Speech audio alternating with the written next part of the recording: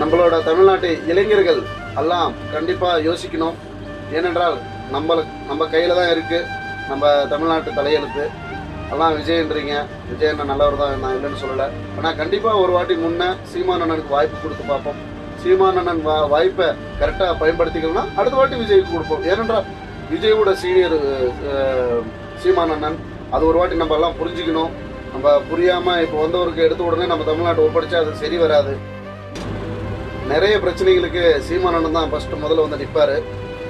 இப்பயும் நின்றுட்டு தான் இருக்காரு, இதுக்கு மேலே நிற்பார் கண்டிப்பாக. அதை நம்ம ஒரு வாட்டி சிந்திக்கணும். இந்த வாட்டி நம்ம எல்லாரும் சீமானுக்கு போட்டு அவருக்கு ஒரு வாய்ப்பு கொடுப்போம். அவர் வாய்ப்பு சரியாக பயன்படுத்திக்கலன்னா கண்டிப்பாக அடுத்த வாட்டி எல்லாரும் விஜய்க்கு போடலாம். நானே விஜய்க்கு ஓட்டு போடுறேன் கண்டிப்பாக. ஏனென்றால் சீமானண்ணன் 15 வருஷமாக கத்திட்டு இருக்காரு.